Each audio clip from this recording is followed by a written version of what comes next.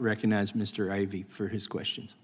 Thank you, Mr. Chairman, and thank you to you and the ranking member for putting this hearing together. Thank you to the panel. I appreciate you coming in and sharing your thoughts and your insights. I come from a district, it's the eastern border of Washington, D.C., so we don't have a lot of processing plants over there, and it's been a long time since I've been on or near a farm. I was a little kid in North Carolina. We lived near one, and my father owned a soybean, actually, somebody mentioned. But you know, for the track here, it seems to me there's sort of two sets of things that are going on that I'm sort of curious about. One is the antitrust issue, and you all haven't talked so much about that. I guess there's been more conversation from up here about that, but the issue seems to be a sense of there's basically four entities that are running the show and controlling the markets, and they're too big, and they're now growing to become international forces in that realm as well. And as Ms. Scanlon pointed out, that would seem to be the area that antitrust legislation or enforcement could address. And I know you've explicitly called for that, Mr. Gunther. And I'm interested in pursuing that. I didn't realize until this hearing that those forces had become that big and had that much market dominance. One of the things, Mr. Chairman, I'd be kind of curious about if we move forward with this, because it's not clear to me exactly the impact your bill would have on those four entities. So from the standpoint of some suggestions, like Mr. Johnson, he's talking about breaking some of them up. And that would be a whole set of hearings, it seems to me, on market forces, you know, economists telling us, well, what would you have to do from a breakup standpoint to actually have an impact to try and address some of these issues? And I'd be very interested in hearing about that. I haven't made a decision one way or the other yet, but I'd be curious about it. Secondly, I think with respect to your bill and some of the things that you've raised, it sounds like some of that would make sense. I live in a community where, you know, we have farmers that come up on the weekends and they sell their goods in, at the local school or community center, and it happens all over the area. Mr. Gates said something about it's,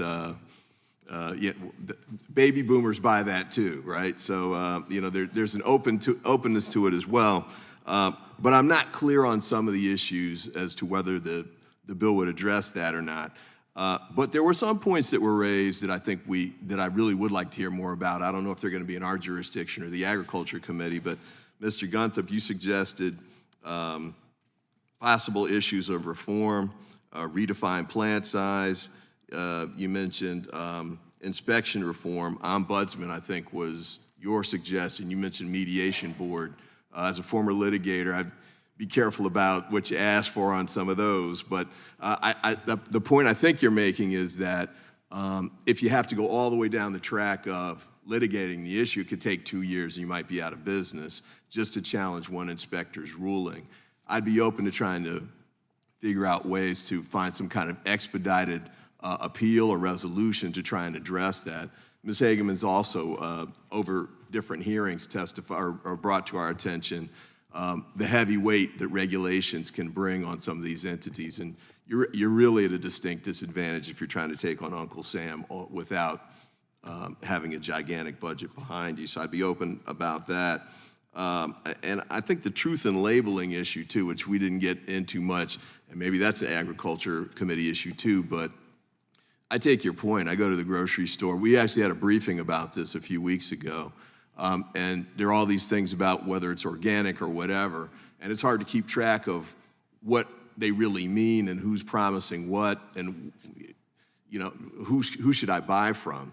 Because my family and others want to actually support smaller farms and businesses, but it's hard to figure out how to do that sometimes. So, Mr. Chairman, I think there's definitely room for bipartisanship here. I think there are ways that we could find ways to try and address some of that. I do think if we do the antitrust piece, though, one of the questions I'd have is the custom slaughterhouse approach. I think, it might have been Mr. Trotter, I think he used the phrase around the edges, which is important. I think we want to make sure we find ways to help small businesses, small farms to thrive and find their own markets. But if it's not going to have an impact on the larger antitrust issue that Ms. Scanlon identified, and Mr. Johnson did too, I think that can't be our only track for solutions. I think we have to find additional ways to try and address that as well. And sure, I think we got to walk and chew gum in dealing with this issue. But Mr. Chairman, I commend you for your legislation and for this hearing. Mr. Johnson, I appreciate your comments too. And I hope that we'll be able to continue working with you and your community to try and find ways to address these issues. Thank you, Mr. Ivey. Mr.